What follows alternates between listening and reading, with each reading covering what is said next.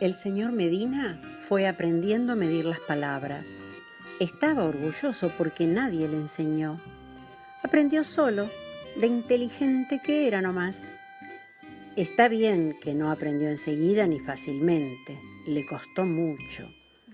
Años le costó. Sufrió equivocaciones, cometió graves errores que tuvo luego que lamentar, pero él tragaba saliva y se decía: Atención, Medina, esta vez me diste mal, la próxima no te tiene que pasar. Y trataba de que la próxima vez no le pasara. El señor Medina siempre llevaba en el bolsillo la cinta métrica. El padrino se la había regalado de chico, porque todos en la familia tenían una. La cinta métrica era una tradición en la familia del señor Medina. Unos la usaban mejor que otros, pero todos la tenían.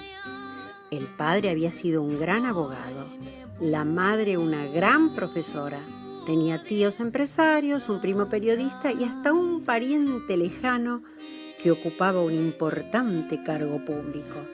Y todos sabían medir las palabras. Seguramente de verlos a ellos habrá aprendido el señor Medina, mejor dicho de oírlos, porque ver, lo que se dice ver, no se veía nada, como no fuera que antes de hablar metían la mano en el bolsillo derecho, donde guardaban la cinta, y pensaban un rato. Estaban midiendo. Parece que una vez que quedaban conformes con las dimensiones de lo que estaban por decir, recién lo decían. Al principio el señor Medina se mandaba sus macanas, no podía medir sin ser visto como hacían sus parientes. Así que sacaba la famosa cinta y la ponía sobre la mesa. Después soltaba la palabra en voz baja y la medía. Por ejemplo: Ladrón, a ver, 1,5 centímetros. No, muy larga. Y probaba otra. Delincuente, son 2 centímetros y 8 milímetros. No, más larga todavía. A ver. Pillo, 1 centímetro y 2 milímetros. Esta podría andar. Entonces la decía. Pero a esta altura había tardado tanto que la persona con la que se encontraba hablando se había aburrido o estaba pensando en otra cosa o directamente ya no estaba. Con el tiempo, el entrenamiento le dio velocidad y ya no necesitó poner las palabras sobre la mesa, porque podía estimar a ojo, o más bien de oído, la longitud que tenía. Fue entonces cuando le regalaron la balancita. Pobre señor Medina, ni sospechaba que en su familia se usara también ese instrumento. La verdad es que los Medinas se iban perfeccionando. Ahora, además de medir las palabras, también las pesaban. Y el señor Medina tuvo que aprender. Veamos. Inservible. No, pesa como 800 gramos, no va. Otra. Inútil. Qué raro, mide menos, pero pesa igual, esta tampoco va. Otra. Torpe, esta es más liviana, 470 gramos, pero igual es casi medio kilo. Busquemos otra. Distraído. Esta pesa apenas 100 gramos, no está mal.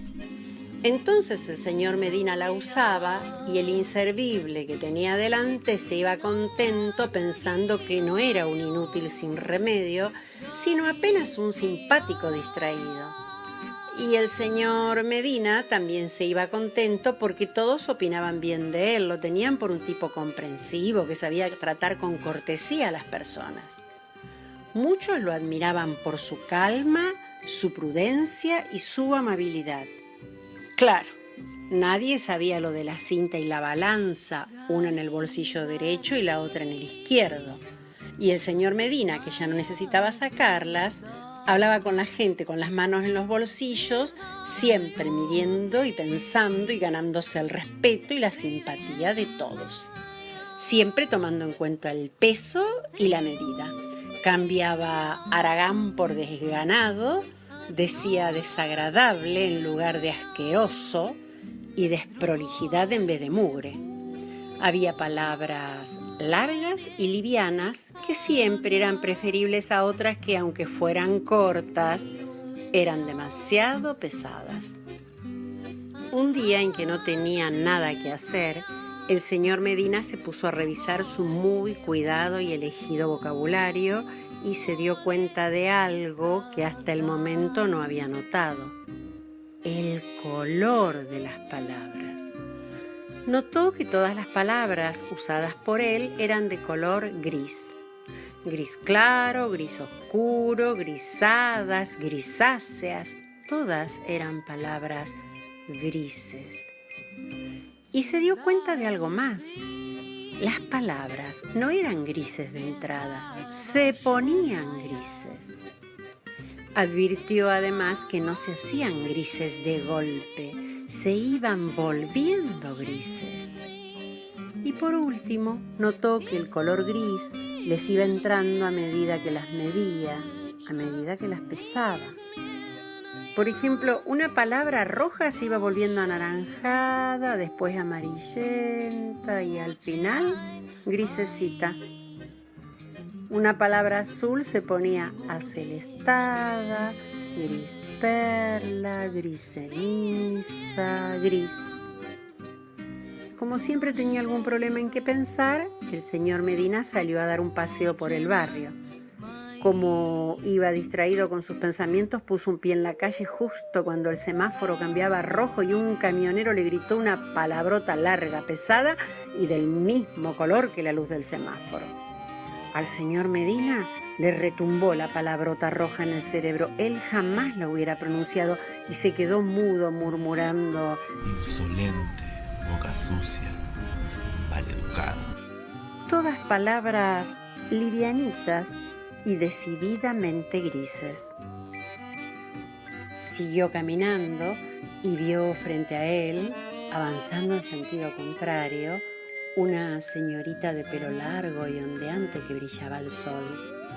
La señorita tenía el andar gracioso y los ojos encendidos debajo de unas espesas pestañas. Al cruzarse con el señor Medina, la señorita entornó los párpados.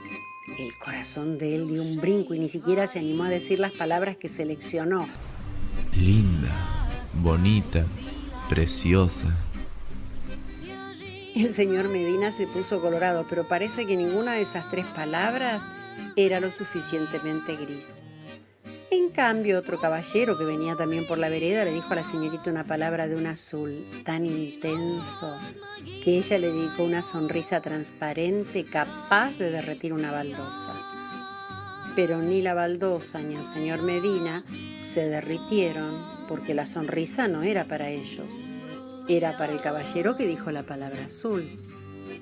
Para colmo, un chico sostenía en la plaza una discusión de todos colores por un gol mal cobrado, tanto que llegaron a las piñas y al otro el ojo le quedó violeta.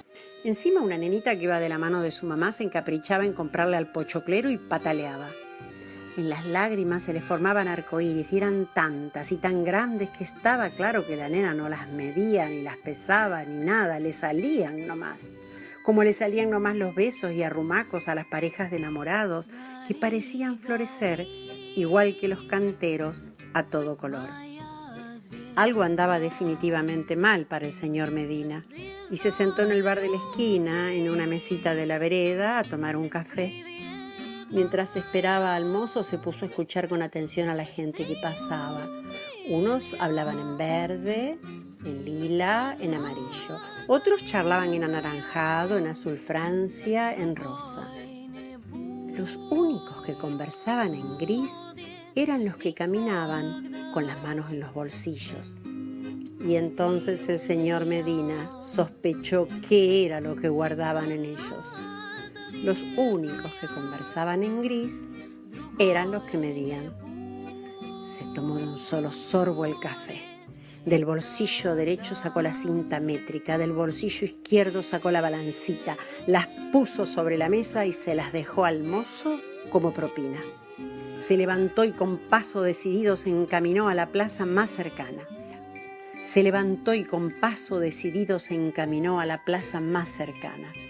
Allí encontró, en el medio, la estatua ecuestre de vaya a saber quién. Se trepó al monumento lo más alto que pudo y se puso a gritar con todo el alma un montón de palabras de colores brillantes. Eran palabras largas, medianas y cortitas, pesadas y livianas. El señor Medina ya no tenía con qué medirlas ni con qué pesarlas, así que las gritaba sin tener idea de su peso y longitud, y por eso las palabras le salían de todos colores. Vivoreaban en el aire con destellos fosforescentes a la manera de serpentinas locas, y algunas hasta tenían chispitas como de fuegos de artificio. Eso sí, ninguna era gris. La gente se empezó a juntar para ver y oír el espectáculo. La gente se reía, el señor Medina se reía, hasta vaya a saber quién, el de la estatua ecuestre, se reía y no paraba. No era para menos. Aquella era una lista interminable de infinitas palabras desmedidas.